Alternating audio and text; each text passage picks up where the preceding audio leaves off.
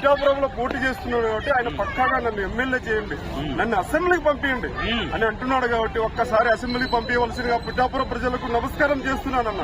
దయచేసి మా పవన్ కళ్యాణ్ గారిని ప్లీజ్ పిఠాపురం ప్రజలారా దయచేసి పవన్ కళ్యాణ్ అసెంబ్లీ పంపించేటట్టు చేయండి ప్లీజ్. జై జనసేన, ఓటేసి ఓటేసి పవన్ కళ్యాణ్. సో ఎంత మెజార్టీని కాదు, మెజార్టీ ఎంతైనా కానీ పవన్ కళ్యాణ్ గెలవాలి. నేను మినిమం అయితే 1,00,000 పైన కోరుకుంటున్నాను.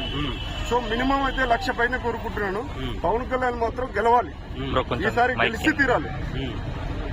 పవన్ కళ్యాణ్ లో మీకు నచ్చేది ఏంటి మరి? పవన్ కళ్యాణ్ నచ్చేది ఏముందండి, పవన్ కళ్యాణ్ నచ్చడం, ఆ పేరే నచ్చడం. ఇంకొకటి ఏంటంటే పవన్ కళ్యాణ్ సాయం చేయడంలో ముందుంటాడు, ఎవరికైనా సరే సాయం చేయడంలో ముందుంటాడు. పార్టీని నడిపి 10 సంవత్సరాల నుంచి. సో ఫ్యూచర్ అదేంటి ఫాస్ట్ లో చిరంజీవి గురించి ఏదేదో చెప్పారు. సో అప్పుడు రాజకీయం అట్లున్నది. సో వెన్నుపోటు పరిచయం ఉన్నాయి. ఇప్పుడు ఎన్ని పోట్లు పరిచినా ఎంతమంది ఎన్నికిపోతున్నా లాస్ట్కి ఏమంటున్నారు, పవన్ కళ్యాణ్ పార్టీని 25 సంవత్సరాలకు నేను నిలుపుతాను అనే ధైర్యంతో 10 సంవత్సరాలు. కష్టం పవన్ కళ్యాణ్ చూస్తే ఎలా అనిపిస్తుంది అంటే, ఇక్కడ ఉంటే ఏసీలలో తిరుగుతూ షూటింగ్ చేసుకోవచ్చు, అక్కడ ఎండలో మన కోసం కష్టపడుతున్నాను కదా, మీకు ఎలా అనిపిస్తుంది? నాకైతే చాలా చాలా చాలా బాగా అనిపిస్తుంది. ఎందుకంటే కష్టపడేవాడు ముందుంటాడు, ముందుండాలి, మేము కూడా ముందుండాలనే ధైర్యంతో, ముందుండాలనే అభిమానంతో ఆయనను పైకి తీసుకొస్తామని చెప్తున్నాము. పక్కాగా జనసేన ఏవైతే పోటీ చేస్తున్నాడో అవన్నీ గెలిచి తీరాల్సిందే. అంటే ఇప్పుడు రోడ్ల వ్యవస్థ ఎలా ఉంది మరి?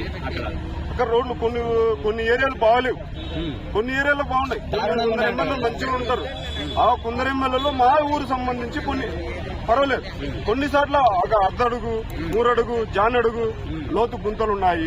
పవన్ కళ్యాణ్ అన్న పిఠాపురంలో ఎంత మెజార్టీతో విన్ అవుతారా విన్ కావాలనుకుంటారా, ఏమనుకుంటున్నారు? అన్న పక్కాగా విన్ కావాలని కోరుకుంటున్నాను. విన్ అవుతారన్న, ఎందుకంటే 100% మాత్రం తనకు సంబంధించిన వాళ్ళను పంపించేస్తున్నాడు.